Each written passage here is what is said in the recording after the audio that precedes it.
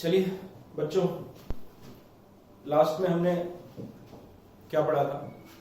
Aspects to be covered in audit, also known as functions of auditor. आगे बढ़ते हैं अपने मॉड्यूल में। देखिए टॉपिक नंबर 4 है टाइप्स ऑफ ऑडिट, और उसके बारे में हम पहले ही बात कर चुके हैं। Statutory audit, non statutory audit, external audit, internal audit, final audit, interim audit, concurrent audit, ये सब मैं आपको बता चुका हूं। एक बार मॉड्यूल में से पढ़ लीजिएगा। अगले टॉपिक पे चले। Now next topic is easy but important for exam. पूरे चांसेस हैं क्वेश्चन आने के, and it is advantages of audit. तो चलिए इसी पे बात करते हैं।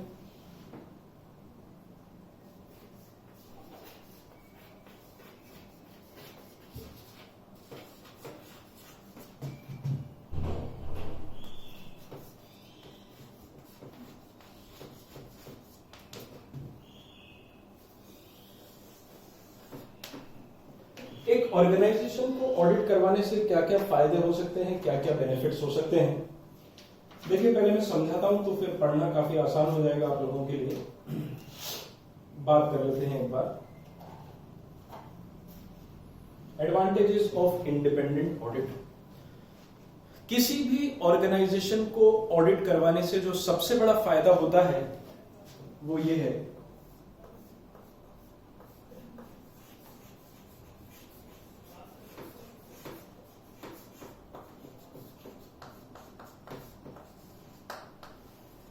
दोस्तों ऑडिट होने से किसी भी ऑर्गेनाइजेशन के फाइनेंशियल स्टेटमेंट की रिलायबिलिटी बढ़ जाती है, इंक्रीज हो जाती है। जितने भी आउटसाइडर्स हैं, चाहे बैंक हो, गवर्नमेंट हो, इनकम टैक्स डिपार्टमेंट हो, क्रेडिटर्स हो, जितने भी आउटसाइडर्स हैं, इन्वेस्टर्स हैं, वो ज्यादा रिलाय कर सकते हैं फाइनेंशियल स्टेटमेंट पे अगर वो बैलेंस शीट ऑडिटेड है। आप सबको पता है कि ऑडिट होने से फाइनेंशियल स्टेटमेंट की ऑथेंटिसिटी एस्टेब्लिश होती है कि भाई ये ट्रू एंड फेयर है, और इसी वजह से लोग उन पर ज्यादा कॉन्फिडेंस रख पाते हैं, ज्यादा विश्वास रख पाते हैं। तो सबसे बड़ा फायदा, it enhances the reliability of financial statement. Exam में लिखने के पॉइंट ऑफ व्यू से, याद रखने के पॉइंट ऑफ व्यू से ये ध्यान रखिए कि फायदा किस किस को होता है। ऑडिट होने से कौन कौन सी पार्टीज को बेनिफिट्स हो सकते हैं, तो अपने आप आपके पॉइंट्स बनते जाएंगे और आप बता पाएंगे कि क्या क्या एडवांटेजेस ऑडिट के हैं। तो देखिए मैं यहां लिखता हूं, फिर हम डिस्कस करते हैं।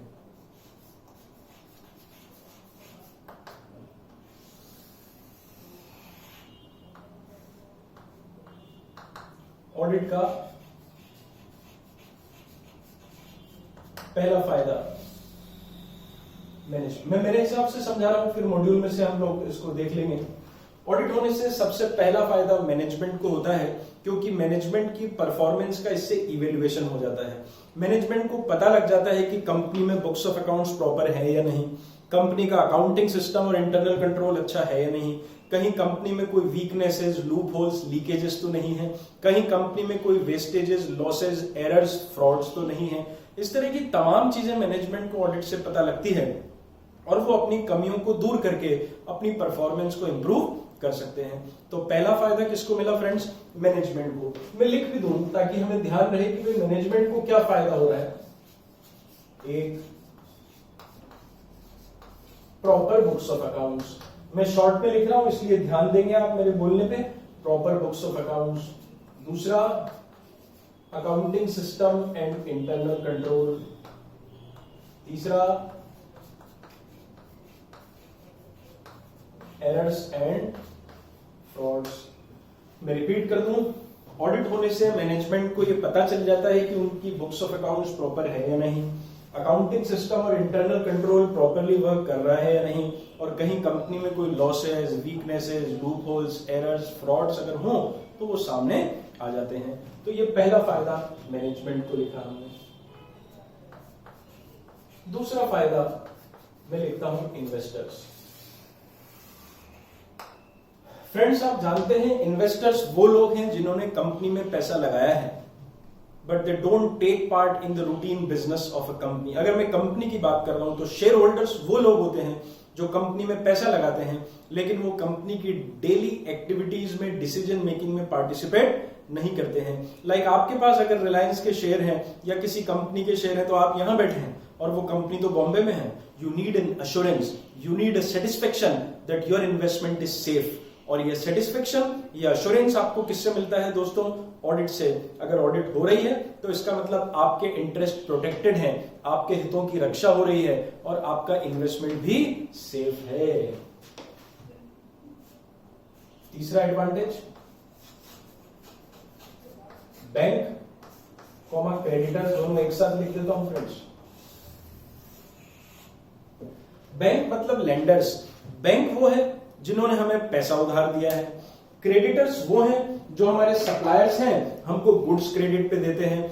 दोनों को ही एक एश्योरेंस चाहिए कि उनका पैसा सेफ है, कंपनी की फाइनेंशियल पोजीशन साउंड है, कंपनी में सब कुछ ठीक चल रहा है और वो एश्योरेंस, वो सेटिस्फेक्शन उनको ऑडिट से मिलेगा। तो जब किसी बैलेंस शीट की ऑडिट होती है तो जो वेंडर्स हैं, सप्लायर्स हैं, क्रेडिटर्स हैं, बैंकर्स हैं, वो बैलेंस शीट पे ज्यादा विश्वास कर सकते हैं और आसानी से आपको उधार माल भी दे सकते हैं और उधार पैसा भी दे सकते हैं।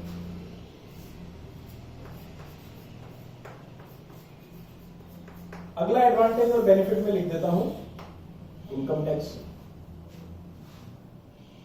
आप रिटर्न फाइल करते हैं या कोई भी कंपनी जिसकी ऑडिट होती है वो इनकम टैक्स में रिटर्न फाइल करेगी, उसकी टैक्स लायबिलिटी पे करेगी। अगर तो बैलेंस शीट ऑडिटेड है तो जो भी टैक्स लायबिलिटी होगी वो अनडिस्प्यूटेड होगी, उस पर किसी भी तरह का डिस्प्यूट डिपार्टमेंट और क्लाइंट के बीच में होने की संभावनाएं कम हो जाती है। और अगर बैलेंस शीट ऑडिटेड नहीं है तो फिर इनकम टैक्स की लायबिलिटी को लेके, उसके असेसमेंट को लेके डिस्प्यूट होने की पूरी संभावनाएं रहती है। Fine, next,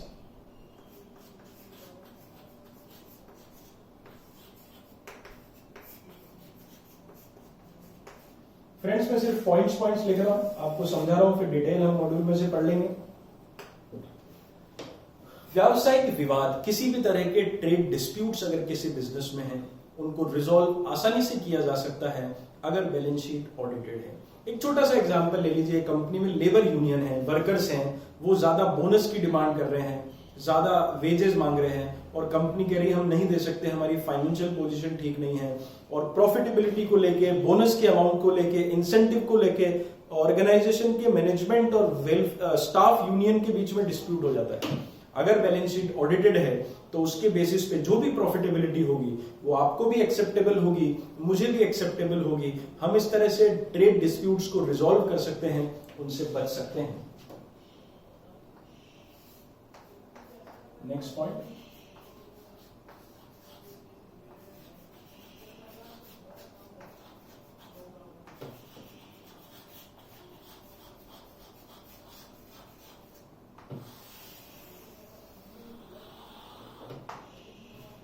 moral check on employees, मतलब कर्मचारियों पर नैतिक दबाव। Moral check is a kind of pressure. एक सिंपल एग्जांपल लीजिए कि हम जब एग्जाम देने जाते हैं तो चिट क्यों नहीं ले जाते हैं? यस, समवेयर हमको एक फियर होता है, एक डर होता है, एक प्रेशर होता है कि अगर वहां पे हमको फ्लाइंग ने पकड़ लिया तो हम डिबार हो जाएंगे एग्जाम से। सिमिलरली हम जब किसी ऑर्गेनाइजेशन की ऑडिट करते हैं तो वहां का जो स्टाफ है उनको ये डर होता है, फियर होता है, उनको पता होता है कि after the end of the financial year auditor will come and he will check each and every activity, और अगर उन्होंने कोई फ्रॉड किया और ऑडिटर ने पकड़ लिया तो उनके खिलाफ एक्शन हो सकता है। यही बात उनके मन में एक डर पैदा करती है। So audit creates a moral check on employees, इसकी वजह से वो फ्रॉड करने से डरते हैं। और भी कई पॉइंट हो सकते हैं।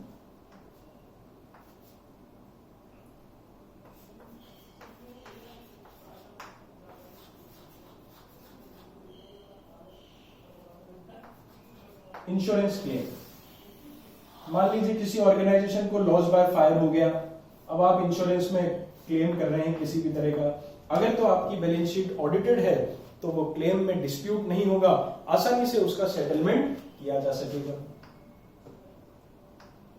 और फिर एक पॉइंट बनता है पार्टनरशिप फर्म का। बच्चों पार्टनरशिप फर्म की ऑडिट करवाना कंपलसरी नहीं होता है, आप जानते हैं, फिर भी फर्म की ऑडिट करवाई जाए तो ये सारे बेनिफिट्स तो मिलेंगे ही सही।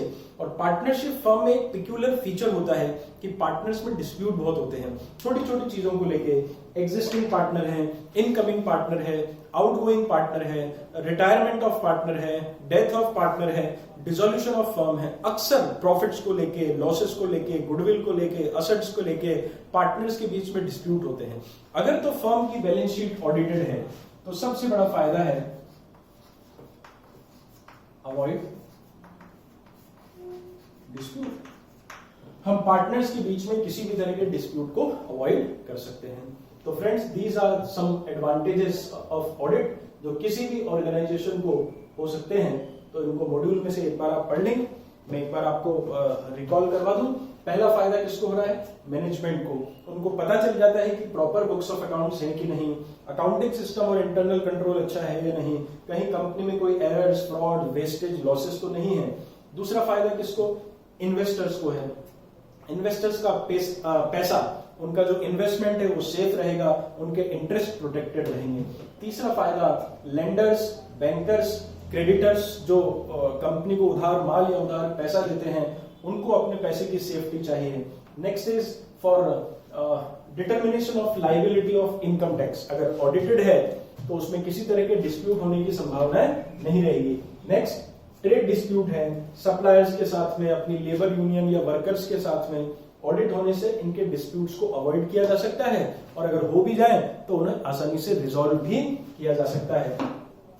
इट क्रिएट्स मोरल चेक और प्रेशर ऑन एम्प्लॉयज। ऑडिट होने से किसी भी कंपनी के एम्प्लॉयज के ऊपर एक प्रेशर, एक डर होता है और वो फ्रॉड करने से डरते हैं।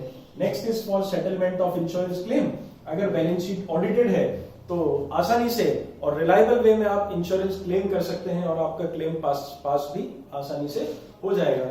And next is partnership firm को क्या बेनिफिट है? इससे पार्टनर्स के बीच में किसी भी तरह के डिस्प्यूट्स को अवॉइड किया जा सकता है। These are advantages of independent audit. ठीक है ना? तो मॉड्यूल में से आप इसको एक बार पढ़ लीजिएगा। हम अगले टॉपिक की तरफ बढ़ते हैं।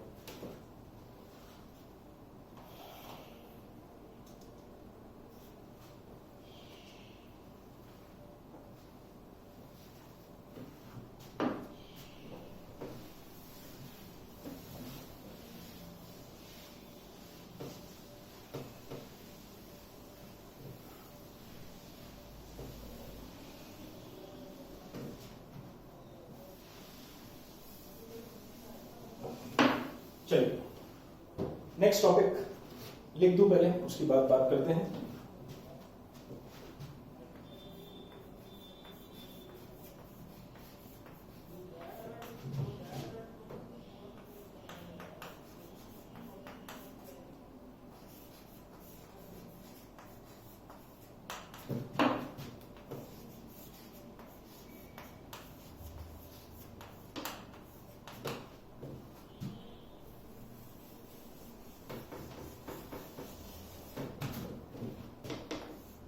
शॉर्ट में मैं इसे बोलता हूं आईला, इनहेरेंट लिमिटेशंस ऑफ ऑडिट।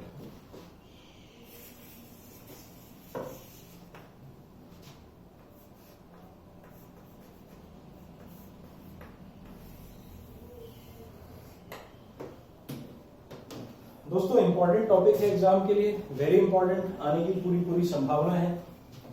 अभी इस अटेम्प्ट में नहीं आता है तो नवंबर में जरूर आना चाहिए। Inherent limitations of audit. और ये जो टॉपिक है ये ऐसे 200 में दिया गया है। फ्रेंड्स, जहां जहां आपको स्टैंडर्ड्स का रेफरेंस दिया जाए और आपको लिखवाया जाए कि ये इस ऐसे में है, तो फिर आपको वो ध्यान रखना है, आपके आंसर में उस स्टैंडर्ड का रेफरेंस आना चाहिए। उससे हमारे आंसर का वजन बढ़ता है। इनहेरेंट लिमिटेशंस ऑफ ऑडिट, ऐसे 200। अंकेक्षण की अंतर्निहित सीमाएं। सबसे पहले तो हम ये समझें कि ये होता क्या है, what do we mean by inherent limitations, और फिर उसके बाद उसके पॉइंट्स पे आएंगे। क्योंकि एग्जाम में भी अगर पूछा जाएगा तो आपको पहले ये लिखना पड़ेगा कि इनहेरेंट लिमिटेशंस ऑफ ऑडिट क्या होता है, और उसके बाद फिर आप उसके पॉइंट्स लिखेंगे। मैं लिखना चाहूंगा यहाँ कुछ लाइंस, तो क्योंकि वो इंपॉर्टेंट है, आपको ध्यान भी रखनी है।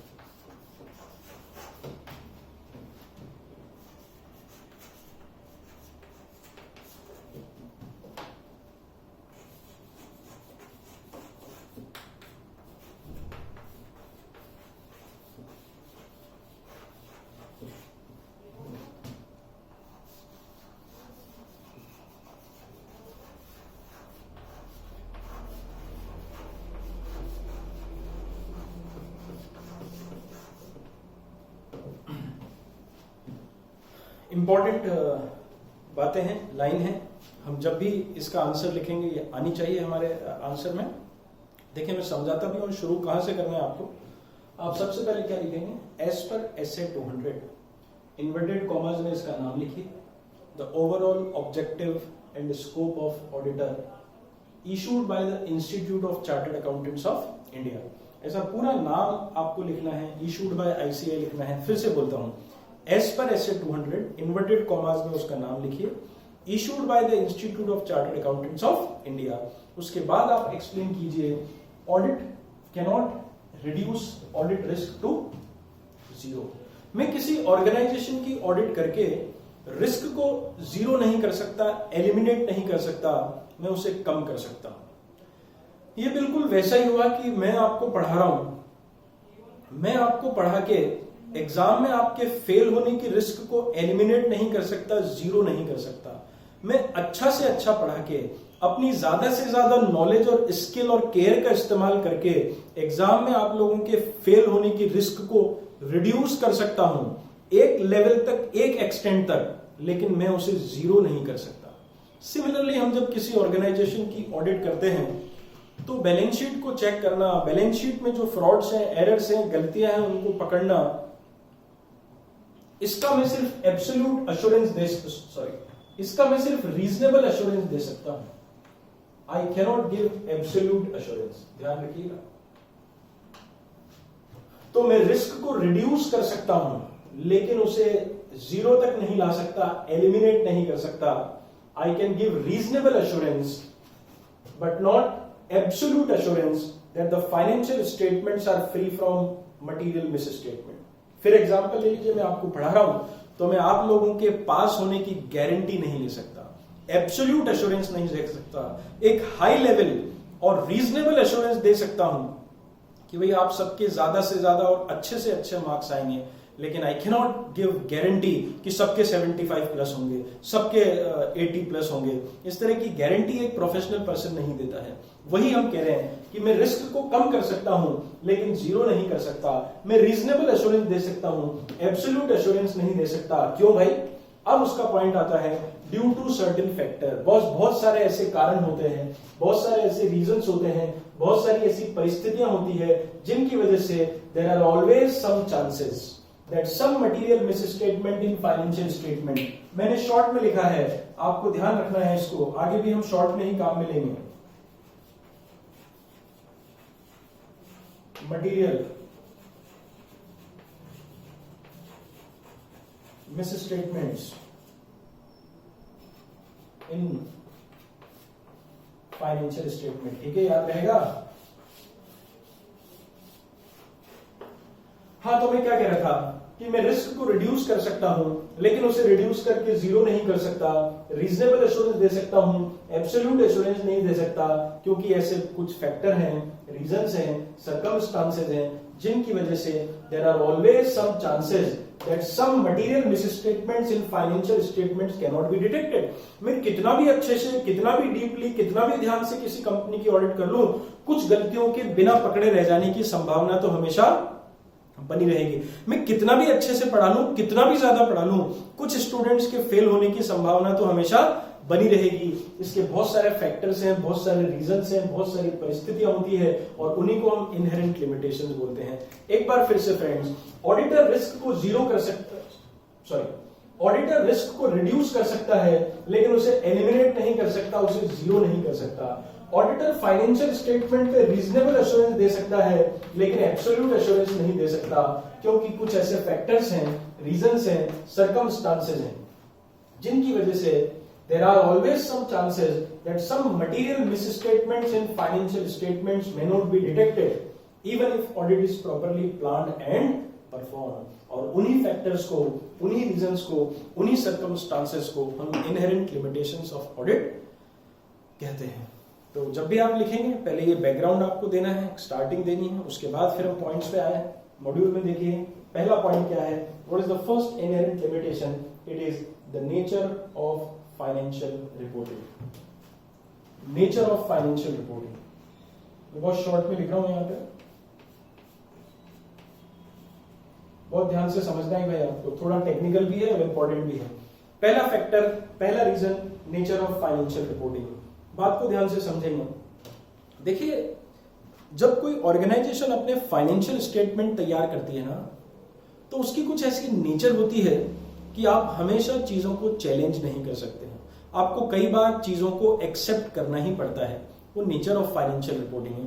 फॉर एग्जाम्पल, अगर कंपनी ने डेप्रिसिएशन लगाया है तो आप उसे चेक कर सकते हैं, आप उसे चैलेंज कर सकते हैं, क्योंकि डेप्रिसिएशन की रेट जो है ना वो प्रेस्क्राइब्ड होती है इनकम टैक्स एक्ट में, कंपनीज एक्ट में। तो मान लीजिए 10 की जगह अगर कंपनी ने 12 लगा दिया तो आप चैलेंज कर सकते हैं, 10 की जगह अगर 8 लगा दिया तो आप चैलेंज कर सकते हैं। लेकिन what about provision for bad debts? अगर किसी कंपनी ने प्रोविजन फॉर बैड डेट 3% बनाया है तो बताइए ये ज्यादा है कि कम है? क्या आप इसे चैलेंज कर सकते हैं? नहीं कर सकते। नेचर ऑफ फाइनेंशियल रिपोर्टिंग आपको मानना ही पड़ेगा। एक और एग्जांपल देता हूं, इन्वेस्टमेंट लॉन्ग टर्म भी हो सकते हैं और शॉर्ट टर्म भी हो सकते हैं। पता है उसका क्राइटेरिया क्या है? Intention to hold.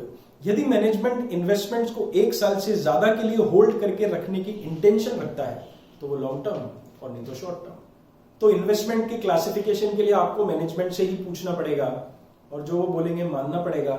आप उनके जजमेंट को, उनके डिसीजन को चैलेंज नहीं कर सकते हैं। ये नेचर ऑफ फाइनेंशियल रिपोर्टिंग है। बहुत सी चीजों को चैलेंज नहीं किया जा सकता। उनके एक से ज्यादा ऑल्टरनेटिव आउटकम्स हो सकते हैं, इंटरप्रिटेशंस हो सकती हैं, रेंजेस हो सकती हैं। लाइक किसी कंपनी के ऊपर कोई कोर्ट केस चल रहा है और उन्होंने उसके लिए प्रोविजन बनाया, आपको मानना होगा, आप उसे चैलेंज नहीं कर सकते, क्योंकि देयर में be various outcome of this event. इसकी बहुत सारे आउटकम्स हो सकते हैं। This is nature of financial reporting, आपकी मजबूरी है। एक एग्जांपल देता हूं, कोई स्टूडेंट है वो क्लास में नहीं आया, मैंने उससे पूछा भैया आप एब्सेंट थे, आप क्यों नहीं आए? सर मेरा एक्सीडेंट हो गया था, मेरे लग गई थी। अभी मैं इस बात को चैलेंज कर सकता हूं because I can verify this. लग गई थी तो भाई दिखाओ, फ्रैक्चर हुआ है या आपको घाव हुआ है, समवेयर यू कैन शो कि भाई एक्सीडेंट हुआ है तो आपको कहाँ लगी है, आप इस बात को चैलेंज कर सकते हैं। किसी स्टूडेंट से मैंने पूछा भाई कल क्यों नहीं आए थे, सर मेरा पेट दर्द हो रहा था। Now how can I challenge this? अब मुझे ये मानना ही पड़ेगा कि हाँ भाई आपका पेट दर्द हो रहा था। तो इसी तरह से during the course of audit ऐसी बहुत सारी चीजें होती है जो ऑडिट को एक्सेप्ट करनी पड़ती है, वो नेचर ऑफ फाइनेंशियल रिपोर्टिंग है, आप उसमें ज्यादा कुछ कर नहीं सकते। Inherent limitation of audit, nature of financial reporting. Fine, second point,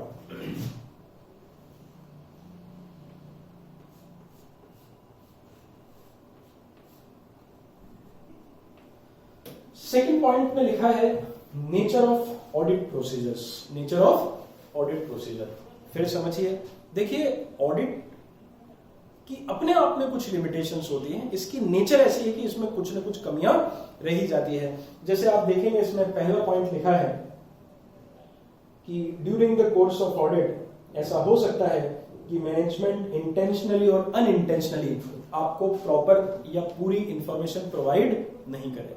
आपकी ऑडिट पूरी तरह से मैनेजमेंट द्वारा दी गई सूचनाओं पर बेस्ड होती है और इसीलिए आप आगे जाके देखेंगे हम ऑडिट में लिखते हैं कि as per information and explanation given to अस।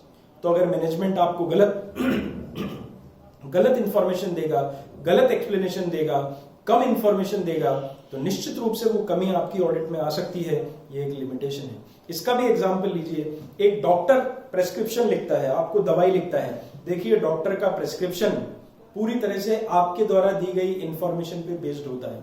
आप गलत इंफॉर्मेशन अगर डॉक्टर को देंगे, आपके दांत में दर्द है और आप बोलेंगे साहब मेरा पेट दुख रहा है, तो निश्चित रूप से डॉक्टर का प्रेस्क्रिप्शन भी गलत हो सकता है। ये एक लिमिटेशन है। Audit is based on information supplied by management. Management अगर इंटेंशनली और अनइंटेंशनली गलत इंफॉर्मेशन देगा तो निश्चित रूप से ऑडिट में भी वो गलती आ सकती है। उसके बाद सेकेंड पॉइंट इसी में दिया है फ्रॉड। यू नो फ्रॉड जो है ना वो इंटेंशनली किया जाता है, सोच समझ के डिजाइन करके किया जाता है।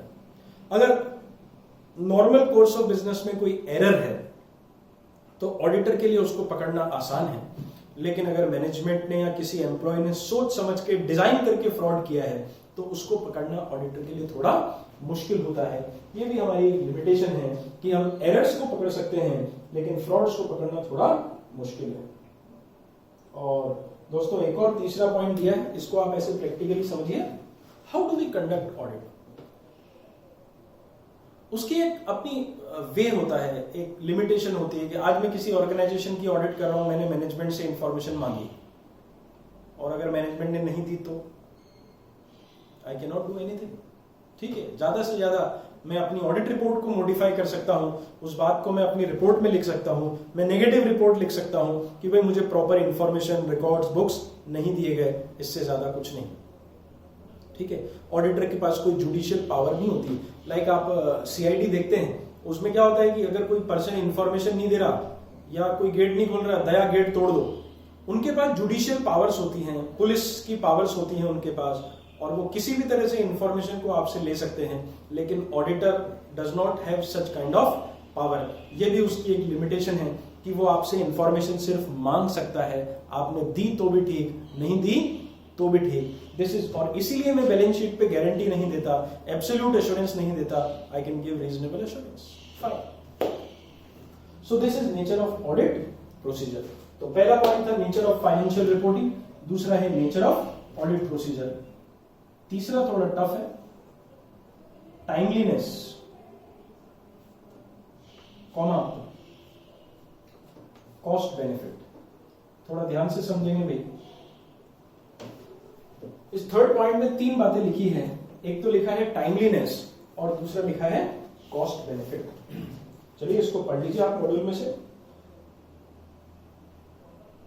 या चलो मैं बताता हूं आपको क्या लिखा है, फिर आप अपने आप पढ़िएगा उसको। टाइमलीनेस, ये भी ऑडिट की एक लिमिटेशन है। कई बार ऑडिट करने के लिए हमें एक लिमिटेड पीरियड ऑफ टाइम दिया जाता है। कई बार क्या, अक्सर ऑडिटर के पास एक लिमिटेड पीरियड ऑफ टाइम ही होता है ऑडिट करने के लिए। लाइक मैं बैंक का एग्जांपल अगर आपको दूं, 31 मार्च को बैंक का साल खत्म होता है, 1 अप्रैल को बैंक क्लोज रहेगा, बैंक से लेटर आता है हमारे पास कि आपको 2 अप्रैल से ऑडिट स्टार्ट करना है और 10 अप्रैल तक आपको ऑडिट खत्म कर देनी है। किसी बैंक के पूरे 12 महीने के ट्रांजैक्शंस को चेक करने के लिए हमें 8 दिन दिए गए, 10 दिन दिए गए। फ्रेंड्स, ये एक लिमिटेशन है। जब आपको टाइम बाउंड किया जाएगा, समय सीमा में बांधा जाएगा, तो शायद आप हर चीज को चेक नहीं कर पाएंगे और ये ऑडिट की एक लिमिटेशन बन जाएगी। जब समय कम होता है तो आपकी जांच का दायरा भी छोटा हो जाता है। लाइक अगर मुझे ऑडिट पढ़ाने के लिए बोल दिया जाए कि नहीं साहब, आपको तो 1 महीने में और 40 आवर्स में ही ऑडिट कंप्लीट करनी है, तो निश्चित रूप से ये मेरी एक लिमिटेशन हो जाएगी और मैं उतना प्रभावी रूप से नहीं पढ़ा पाऊंगा जितना कि मैं अदरवाइज पढ़ा सकता था। टाइमलीनेस। दूसरा एक पॉइंट आता है, कॉस्ट एंड बेनिफिट लिखा है इसमें। इसको भी आप ऐसे समझिए कि भाई किसी चीज का बेनिफिट भी होता है और उस चीज को प्राप्त करने में लागत भी लगती है। तो हम ये देखते हैं कि किसी चीज का बेनिफिट कितना है और उसकी कॉस्ट कितनी है। एग्जाम्पल लीजिए, मैं आपको कोई टॉपिक पढ़ा रहा हूं, मुझे लगता है भाई ये तो 100 पेज का टॉपिक है, 100 पेजेस का टॉपिक है और बहुत ज्यादा समय लगेगा इसको पढ़ाने में, और एग्जाम में बमुश्किल इसमें से 5 नंबर का कोई क्वेश्चन आएगा, वो भी आया तो आया, नहीं तो नहीं आएगा। तो मुझे ऐसा फील होगा कि भाई इसको पढ़ाने में हमारी जो टाइम और एनर्जी की कॉस्ट है वो काफी ज्यादा है as compare to the benefits of marks. और यदि मुझे ऐसा लगता है कि भाई बेनिफिट कम है, कॉस्ट ज्यादा है, तो हो सकता है वो टॉपिक में नहीं पढ़ा। इसी प्रकार हम जब किसी ऑर्गेनाइजेशन की, किसी कंपनी की ऑडिट करते हैं और हमें लगता है, ऑडिटर को लगता है कि कोई ऑडिट एविडेंस प्राप्त करने में कॉस्ट बहुत ज्यादा आएगी और उसके बेनिफिट काफी कम है, तो आई लीव, वो ऑडिट एविडेंस में प्राप्त ही नहीं करूंगा, उसको मैं छोड़ दूंगा। तो ये भी ऑडिट की एक लिमिटेशन हो गई कि अगर आप टाइमलीनेस को देखते हैं और कॉस्ट और बेनिफिट को देखते हैं तो हो सकता है आप कुछ ऑडिट एविडेंसेस को ऑब्टेन ही ना करें, कुछ चीजों को आप चेक ही ना करें। तो ये ऑडिट की एक लिमिटेशन है। लेकिन जब आप मॉड्यूल पढ़ेंगे तो उन्होंने ये भी लिखा है, this is not an excuse. Time, cost और बेनिफिट कोई एक्सक्यूज नहीं है कि आप अपने किसी ऑडिट प्रोसीजर को छोड़ दें या कोई ऑडिट एविडेंस ऑब्टेन नहीं करें। कोई बात नहीं, अगर बैंक ने हमें ऑडिट करने के लिए कम समय दिया है, अगर मैनेजमेंट ने हमें पढ़ाने के लिए कम समय दिया है, तो मुझे अपने सब्जेक्ट को इस तरह से प्लान करना चाहिए, मुझे अपनी ऑडिट को इस तरह से प्लान करना चाहिए कि उस सीमित समय में मैं आपको उतना ही प्रभावी रूप से, उतना ही इफेक्टिवली पढ़ा पाऊं। तो इसमें दोनों पहलू उन्होंने डिस्कस किए हैं। ये कोई एक्सक्यूज नहीं है कि साहब टाइम कम है, कॉस्ट ज्यादा है, बेनिफिट कम है, इसलिए हम चेक नहीं कर रहे हैं। This is not an excuse. अगर आप प्रॉपरली ऑडिट को प्लान करेंगे, ढंग से मैनेज करेंगे, तो सीमित समय और सीमित संसाधनों के साथ भी आप प्रभावी रूप से ऑडिट कर पाएंगे। लेकिन निश्चित रूप से ये ऑडिट की लिमिटेशंस तो है ही। फाइन। और जो 4th पॉइंट है इसका, उसे मैं बोलता हूं OM, अदर मैटर्स। कुछ और मामले हैं जो ऑडिट की लिमिटेशन है, जिनकी वजह से बैलेंस शीट में गलतियां होने, छूटने की संभावनाएं बढ़ जाती है। देखिए आप मॉड्यूल में से क्या क्या है। Number 1, fraud. इसके बारे में तो हम बात कर ही चुके हैं कि अगर मैनेजमेंट ने सोच समझ के, डेलिबरेटली डिजाइन करके कंसील करने के लिए फ्रॉड किया है तो उसको पकड़ना ऑडिटर के लिए ज्यादा मुश्किल होता है। दूसरा पॉइंट दिया है रिलेटेड पार्टी रिलेशनशिप। क्या दिया है? Related party relationship. देखिए जहां कहीं रिलेटेड पार्टी रिलेशनशिप होगा, for example holding subsidiary, holding और सब्सिडरी कंपनी के बीच में कोई ट्रांजैक्शंस हो रहे हैं, ये दोनों रिलेटेड पार्टीज हैं। जहां रिलेटेड पार्टी रिलेशनशिप होगा वहां पर मैनिपुलेशंस के चांसेस बढ़ जाएंगे, क्योंकि वो रिलेटेड पार्टीज हैं, आसानी से मैनिपुलेशन कर सकते हैं और चीजों को छुपा भी सकते हैं। ठीक है ना? तो जहां रिलेटेड पार्टी रिलेशनशिप होगा, रिस्क, ऑडिट रिस्क बढ़ जाएगी, ये लिमिटेशन है। Next, occurrence of non compliance with laws and regulations. ध्यान देना पड़ेगा इस पे। Occurrence of non compliance with laws और रेगुलेशन। देखिए ये जो बड़ी बड़ी कंपनियां होती है, कॉर्पोरेट बॉडीज हैं, बैंक्स हैं, इनके ऊपर बहुत सारे अधिनियम, बहुत सारे कानून, लॉज, रूल्स, रेगुलेशंस एप्लीकेबल होते हैं। Being auditor, I play with financial figures. Auditor balance sheet को चेक करता है, assets, liabilities, income, expenses, purchase, sales, ये वो mathematical mistakes you can easily find out. लेकिन अगर किसी कंपनी ने किसी लॉ का नॉन कंप्लाई किया है, क्योंकि लॉज तो बहुत सारे, आज एक कंपनी को देखिए आप, उस पर कंपनीज एक्ट भी लगेगा, फैक्ट्रीज एक्ट भी लग सकता है, इनकम टैक्स एक्ट भी लगेगा, बोनस एक्ट भी लगेगा, प्रोविडेंट फंड भी लगेगा, है ना, पॉल्यूशन कंट्रोल एक्ट भी लगेगा, और इस तरह से बहुत सारे लेबर लॉज भी उनके ऊपर लगेंगे। There are so many laws, excise भी लगेगा, तो कौन सी लॉ की कहां पे नॉन कंप्लायंस हुई है, एक एक को पकड़ना ऑडिटर के लिए थोड़ा मुश्किल होता है। ये भी ऑडिट की एक लिमिटेशन है। और आखिरी पॉइंट है गोइंग कंसर्न। क्या है? Going concern. देखिए, हम जब किसी ऑर्गेनाइजेशन की ऑडिट करते हैं तो हमें उसकी गोइंग कंसर्न को देखना होता है कि वो कंपनी फ्यूचर में भी इसी प्रकार से चल पाएगी या नहीं। किसी ऑर्गेनाइजेशन की फ्यूचर वायबिलिटी को असेस करना गोइंग कंसर्न कहलाता है। आप जानते हैं गोइंग कंसर्न अजम्पशन के बारे में, लेकिन ये इतना आसान नहीं है दोस्तों। Audit is a backward looking approach. Audit एक पोस्टमार्टम है। पिछले साल किए गए ट्रांजैक्शंस को हम इस साल चेक कर रहे हैं, यानी जो हो चुका है उसको चेक कर रहे हैं। लेकिन किसी भी कंपनी की जो गोइंग कंसर्न है वो तो फ्यूचर की इवेंट्स पे डिपेंड करती है कि भविष्य में कंपनी का क्या होगा। और फ्यूचर की इवेंट्स को फोरकास्ट करना या उनको असेस करना इतना आसान नहीं होता है। Another limitation of audit. तो दोस्तों, इसमें कितने पॉइंट आपने पढ़े? 1 2 3 4। बहुत इंपॉर्टेंट टॉपिक है। आई एम सेइंग एग्जाम में क्वेश्चन निश्चित रूप से आएगा, और अगर आता है तो आपको इसी सीक्वेंस में आंसर देना है। पहले एसेट 200 का रेफरेंस बताइए, उसके बाद ये इंट्रोडक्शन लिखिए कि what do we mean by inherent limitations of audit, और उसके बाद फिर ये 4 पॉइंट्स आपको डिस्कस करने हैं। पहला, नेचर ऑफ फाइनेंशियल रिपोर्टिंग। दूसरा, नेचर ऑफ ऑडिट प्रोसीजर्स। तीसरा, timeliness and balance between benefit and cost. और चौथा, अदर मैटर। और अदर मैटर में हमने 4 पॉइंट पढ़े हैं। पहला था फ्रॉड, दूसरा है रिलेटेड पार्टी रिलेशनशिप, तीसरा है non compliance with laws, rules and regulations, और चौथा है कंपनी की गोइंग कंसर्न अजम्पशन को चेक करना। तब कहीं जाके टॉपिक कंप्लीट होगा 4 नंबर के लिए, 5 नंबर के लिए, जैसा भी एग्जाम में आपसे पूछा जाता है। इनहेरेंट लिमिटेशंस ऑफ ऑडिट, ठीक है ना। तो ये एक टॉपिक हुआ अपना। बहुत ध्यान से मॉड्यूल में से पढ़िएगा इसे, और कोई भी प्रॉब्लम आती है तो मुझसे पूछिए, और उसके बाद फिर हम आगे बढ़ेंगे। आज इतना ही रखते हैं।